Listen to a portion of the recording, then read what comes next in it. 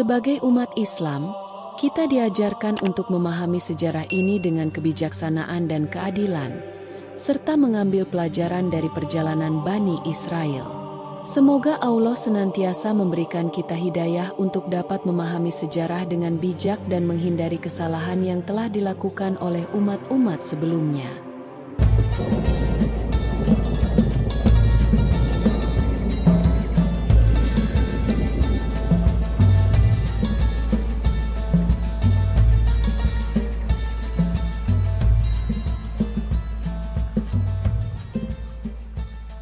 Assalamualaikum warahmatullahi wabarakatuh. Halo sahabat Muslim Fight. Semoga kita semua dalam lindungan Allah Subhanahu wa Ta'ala. Dan di video kali ini kita akan membahas tentang sejarah perbedaan Bani Israel dengan negara Israel. Dalam video ini kita akan membahas sebuah topik yang seringkali disalahpahami oleh banyak orang, yaitu tentang perbedaan Bani Israel dan negara Israel. Kedua nama ini sering disebut dalam diskusi sejarah, agama, bahkan politik. Namun sejatinya ada perbedaan besar di antara keduanya. Seperti yang kita ketahui, Bani Israel sering disebut dalam Al-Quran, sementara negara Israel adalah entitas politik yang baru muncul pada abad ke-20. Mari kita jelajahi bersama sejarah panjang dari Bani Israel dan bagaimana hal itu sangat berbeda dengan negara Israel yang kita kenal saat ini. Bani Israel adalah sebuah bangsa yang berasal dari keturunan Nabi Yakub, alaihi salam, yang juga dikenal dengan nama Israel. Nabi Yakub memiliki 12 anak, dan dari anak-anaknya ini lahirlah 12 suku besar yang dikenal sebagai Bani Israel.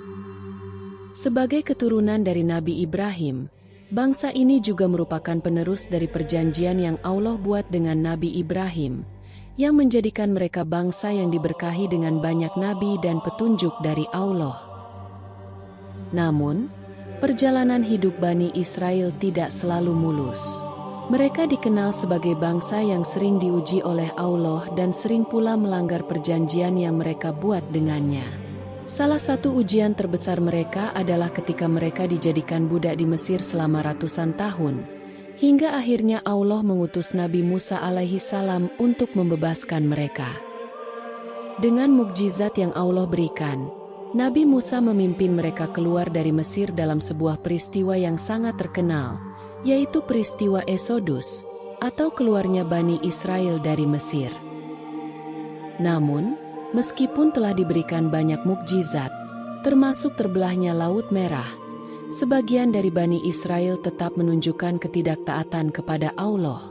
Mereka menyembah anak lembu emas saat Nabi Musa sedang bermunajat di Gunung Sinai. Ini adalah salah satu contoh dari banyaknya pelanggaran yang dilakukan oleh Bani Israel, yang menyebabkan Allah menimpakan berbagai hukuman dan cobaan kepada mereka. Bani Israel diberi keistimewaan oleh Allah dengan diutusnya banyak nabi kepada mereka. Salah satu nabi terbesar yang diutus kepada mereka adalah Nabi Musa, alaihi salam. Nabi Musa membawa kitab Taurat sebagai petunjuk bagi Bani Israel, dan memimpin mereka menuju tanah suci yang dijanjikan. Namun, seperti yang disebutkan dalam Al-Quran, mereka seringkali menolak untuk patuh dan mengikuti perintah-perintah Allah. Setelah Nabi Musa, Allah terus mengirim nabi-nabi lain untuk membimbing mereka. Nabi Daud dan Nabi Sulaiman alaihi salam adalah dua nabi yang terkenal dari Bani Israel, yang memimpin mereka dengan keadilan dan kebijaksanaan. Kerajaan yang dibangun oleh Nabi Sulaiman adalah kerajaan yang sangat makmur dan kuat. Namun setelah wafatnya Nabi Sulaiman, kerajaan itu terpecah menjadi dua, kerajaan Israel di utara dan kerajaan Yehuda di selatan. Sayangnya, karena ketidakpatuhan mereka terhadap perintah Allah, kedua kerajaan ini akhirnya dihancurkan.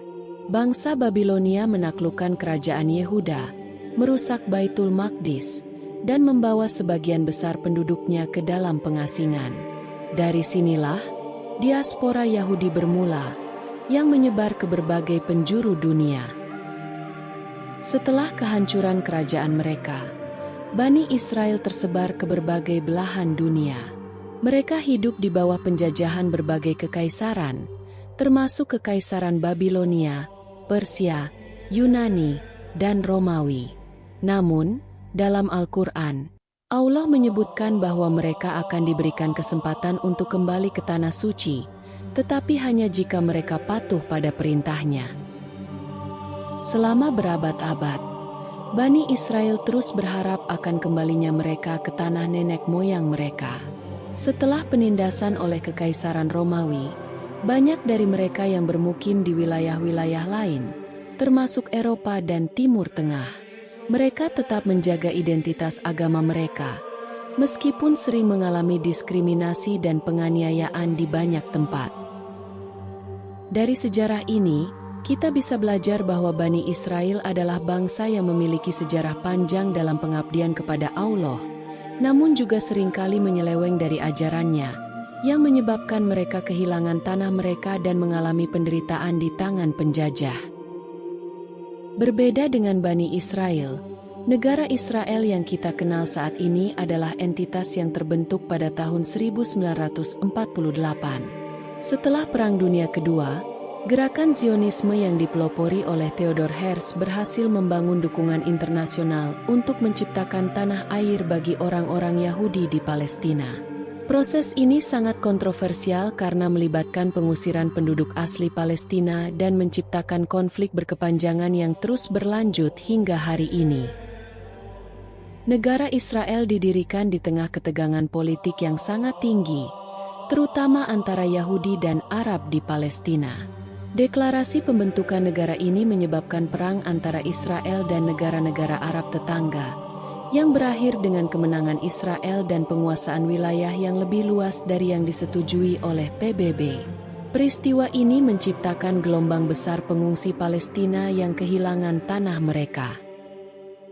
Dari penjelasan panjang ini, kita bisa melihat bahwa Bani Israel dan negara Israel adalah dua hal yang sangat berbeda.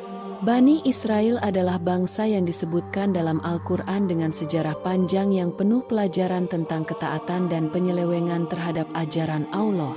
Sedangkan negara Israel adalah entitas politik modern yang dibentuk dengan agenda nasionalisme, yang tidak mencerminkan ajaran agama sepenuhnya. Sebagai umat Islam, kita diajarkan untuk memahami sejarah ini dengan kebijaksanaan dan keadilan, serta mengambil pelajaran dari perjalanan Bani Israel.